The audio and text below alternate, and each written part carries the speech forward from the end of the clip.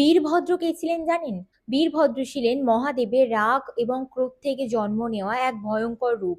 ঘটনাটা শুরু হয় রাজা দক্ষকে নিয়ে। এই প্রজাপতি দক্ষ একবার এক বিশাল যজ্ঞের আয়োজন করলেন। মহাদেবের পত্নী সতী যখন জানতে পারলেন যে তার পিতা একটি বিশাল যজ্ঞ আয়োজন করেছেন, সেখানে সমস্ত দেবদেবী ঋষিরা নিমন্ত্রিত আছে, শুধু তার স্বামী শিবকেই সেখানে আমন্ত্রণ জানানো হয়নি, তখন সতী সেই যজ্ঞস্থলে যেতে চাইলেন। মহাদেব বারবার বারণ করা সত্ত্বেও তিনি সেখানে গিয়ে উপস্থিত হন। সতী সেখানে যাওয়ার পর দক্ষ শিবকে অপমান করতে থাকে। সতী সেই যজ্ঞস্থলে দেহত্যাগ করলেন। আর এই খবর শোনা মাত্রই শিব ক্রোধে ফেটে পড়লেন। ক্রোধে তিনি তার জটা মাটিতে আঁচড়ে ফেললেন। আর সেখান থেকেই জন্ম নিল বীরভদ্র।